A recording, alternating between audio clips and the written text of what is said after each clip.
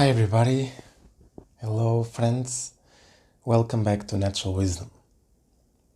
So today we are doing a different type of video, and this time we are going to speak about an amazing topic. The saturated fat is key to health, but it is not optimal. So let's speak about it.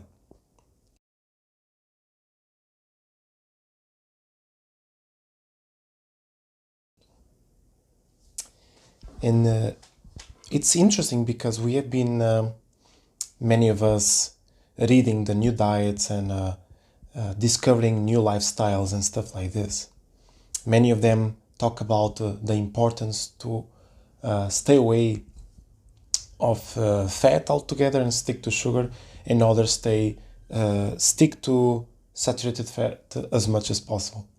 So we're going to speak about what exactly you need to do to be in balance, because we have been speaking about the blood type diets, and blood type diet is still one of the best ways to identify what is best for you to do, but it's not entirely the key, because key is balance, always will be balance. So it's not the answer.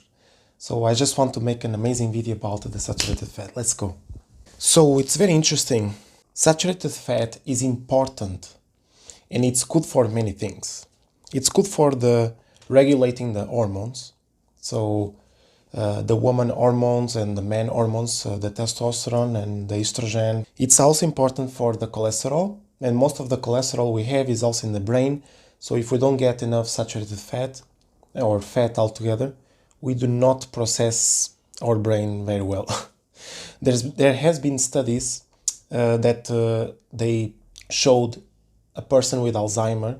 The person with Alzheimer started to get better after ingesting coconut oil, which is known to be high in saturated fat and medium chain fatty acids. Also, it's good for ketones production. The more you eat, the less sugar. Of course, there's a ratio.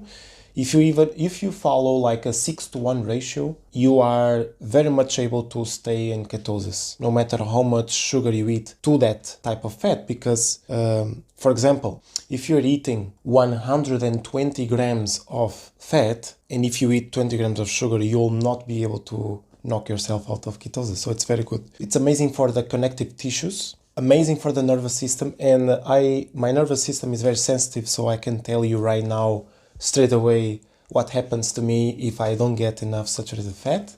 Also, the reproductive organs can benefit very much from this, and also one of the main benefits of saturated fat is that you feel relaxed, you feel high.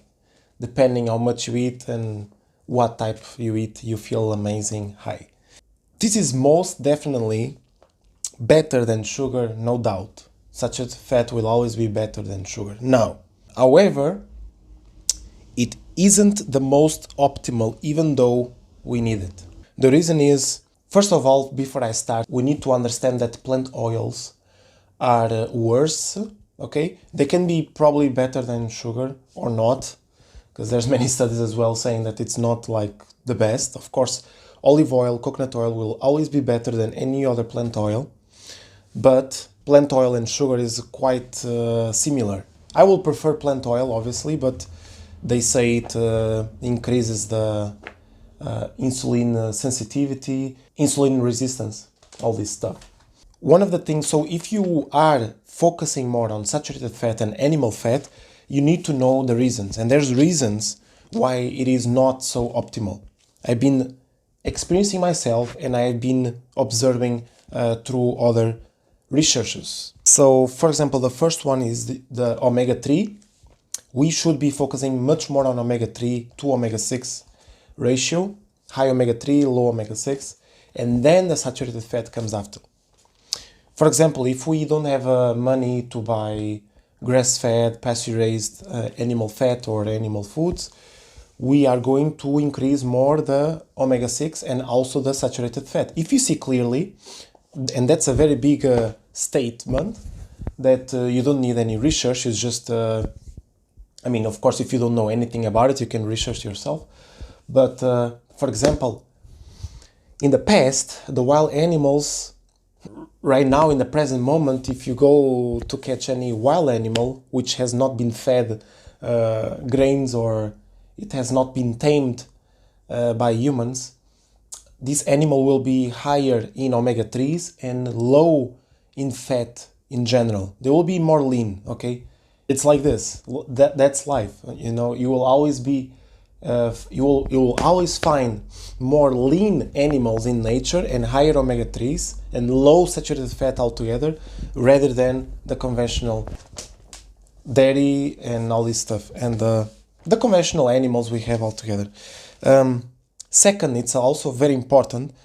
I saw a neurologist, a neuroscientist in the TED Talk, and she was explaining that it is possible to increase the neurons just like it is possible to decrease them. And this is all through diet and stress. So when we are stressful and when we have a very bad diet, we decrease our neurons. But if we are not stressful, we are in amazing ambience in life, and we have an amazing lifestyle and diet, then we're gonna increase our neurons. It's amazing. She said to stay away from sugar. You can drink caffeine and you can eat dark chocolate. This will increase the neurons. She said, however, to stay away from saturated fats. And I debated a little bit with her, because I said, okay, saturated fat, it has been told us that it is not good for ages. But now it's time to take it back. Saturated fat is good, and there's nothing wrong with it. But she said it decreases the neurons.